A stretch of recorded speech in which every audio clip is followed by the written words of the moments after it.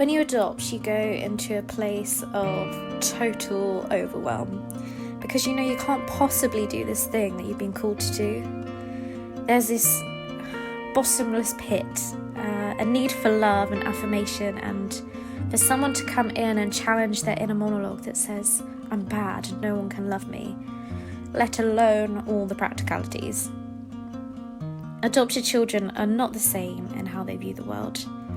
People say, oh, my child does this and my child does that, and of course, everyone's children act up, but children who have experienced developmental trauma, their brain looks different on an MRI scan and their internal map is different. You don't really understand what unconditional love is until you do something like this. When my daughter is at her worst and shouting that she hates me, and I cuddle her saying, I'll always love you. That's powerful. For her, age 6, of course, but it's powerful for me. That was me and God. I was turning my back and saying, you're not my father. But God was there saying, but I love you and I'm here for you and I'll keep you safe. It's kind of what we do in an imperfect, distorted, impure way. It mirrors what he did in a perfect, complete and holy way. And for us it's messy and it doesn't work and you feel so inadequate most of the time. But he always gives me enough resources, resilience, strength, whatever I need in the moment to love them. Adopted children don't retain love well because they've learnt at the beginning of their life that when they cry or get upset that they'll be mistreated.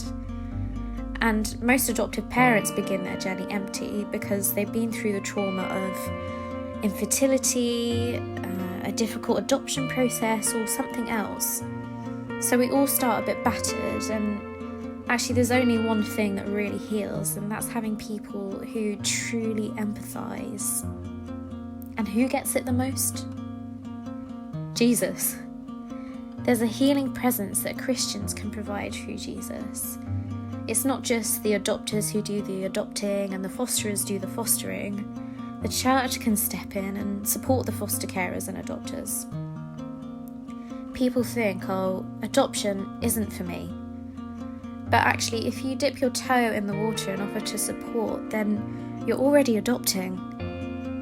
Like, I can't adopt, but you can come over for dinner, or I'll be a surrogate auntie, or I'll read bedtime stories, or I can pray. The church can provide a different kind of answer. And every year, 40,000 children go into care, and it's not just the people signing the adoption papers who can respond to God's call to love the vulnerable children. Can you pray, volunteer, give, or be a part of the support network for those who are adopted or fostered? Or maybe you are sensing a call to consider adoption. We can all dip a toe into the water. And there's plenty of information and resources at homeforgood.org.uk.